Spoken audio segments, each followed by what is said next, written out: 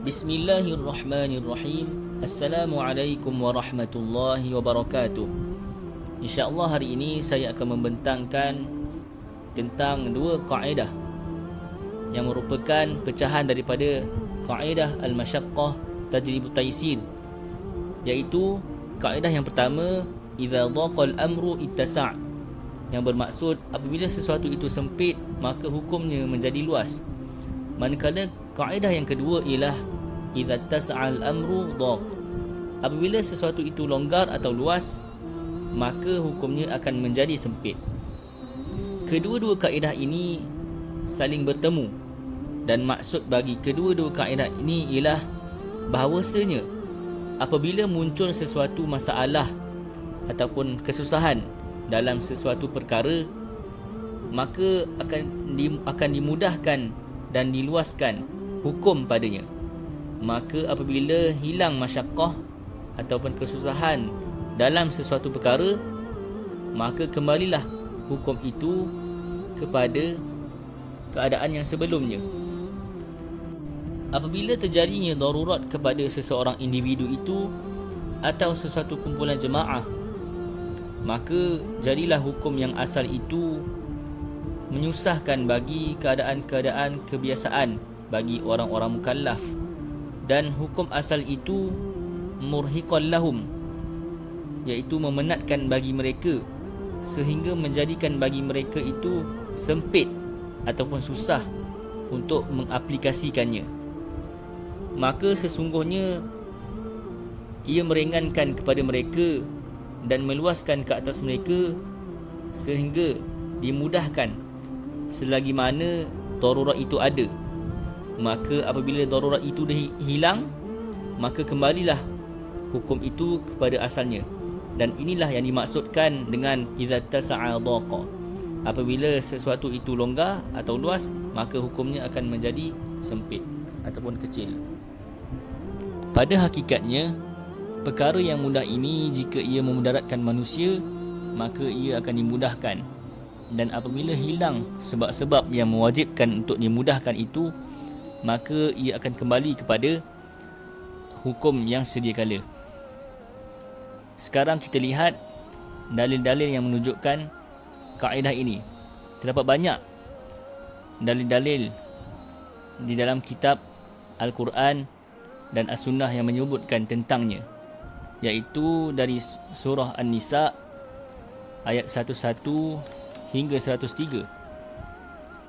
Di dalam dua ayat yang pertama, iaitu ayat 101 hingga 102, dalil kaedah yang pertama yang mana Allah Subhanahu Wa Taala meringankan ke atas orang-orang mukmin yang berada dalam keadaan takut, maka ia mengharuskan bagi mereka untuk mengqasarkan solat mereka dan mengubah cara mengerjakannya, dan mensyariatkan bagi mereka untuk mengerjakan solat khauf, yang mana solat itu dilakukan ketika berada dalam peperangan. Dan dalam ayat yang ketiga, iaitu ayat 103, dalil kaedah yang kedua, apabila mereka berada dalam keadaan tenang dan hilang ketakutan mereka, maka Allah Subhanahu Wa Taala menyuruh mereka untuk mengerjakan solat dengan cara yang asal. Yang kedua adalah daripada sunnah Rasulullah sallallahu alaihi wasallam. Contohnya, ada satu hadis yang diriwayatkan oleh Abu Daud, disebut bahawa menurut Amrah binti Abdul Rahman, aku mendengar Aisyah berkata, pada zaman Rasulullah sallallahu alaihi wasallam, orang Arab Badui memukul rebana semasa menyambut kedatangan hari raya Aidil Adha. Rasulullah sallallahu alaihi wasallam bersabda, simpanlah 1/3 daging korban dan sedekahkan yang selebihnya. Menurut Aisyah lagi, seketika selepas itu ada orang bertanya kepada Rasulullah sallallahu alaihi wasallam, wahai Rasulullah, sesungguhnya dahulu ramai orang mengambil faedah daripada sembelihan korban mereka. Ada yang mencairkan lemak, ada yang membuat bekas minum daripada kulitnya. Maka baginda menjawab, kenapa dengan itu? Atau ucapan yang seumpama dengannya. Mereka bertanya kepada baginda, wahai Rasulullah, engkau telah melarang untuk simpan daging korban selepas lebih daripada 3 hari? Baginda menjawab, aku melarang kamu hanya sebab ada golongan ad-daffah dalam kalangan kamu. Maka sekarang ini makanlah, sedekahkanlah dan simpanlah. Menurut riwayat lain daripada Nubaisyah, Rasulullah SAW bersabda, sesungguhnya kami melarang kamu daripada memakan daging korban itu selepas lebih daripada 3 hari, kerana untuk memudahkan kalian semasa krisis.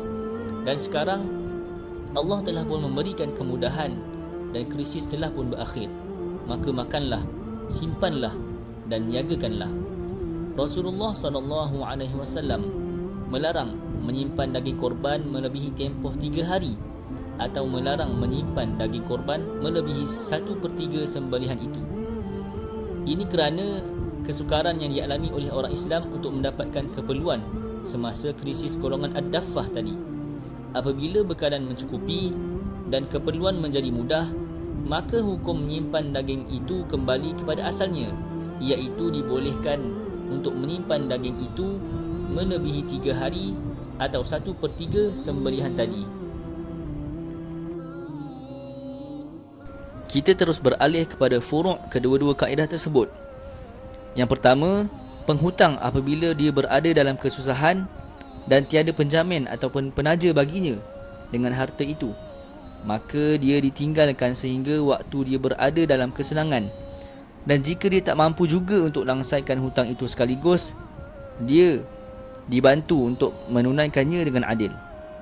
Yang kedua, idza faqadat al-mar'ah, jika wali bagi perempuan itu gugur ketika dalam perjalanan, maka dibolehkan untuk melantik lelaki lain sebagai tempat ganti walinya itu. Yang seterusnya, seseorang bidan yang menyaksikan kelahiran seseorang anak perlulah menjaga anak yang disambut dan keturunannya. Yang seterusnya, diharuskan untuk makan bangkai disebabkan kemudaratan, atau boleh makan harta orang lain atas sebab untuk menjamin kehidupan. Yang seterusnya, keuzuran atau alasan yang membolehkan untuk menarik balik sewa ataupun upah dengan sebab untuk mengelakkan daripada bahaya ataupun kemudaratan. Dan yang akhir sekali, dibolehkan untuk memberi upah atas ketaatan seseorang itu seperti mengajar Al-Quran, azan, sebagai menjaga syariat daripada rugi. Wallahu a'lam.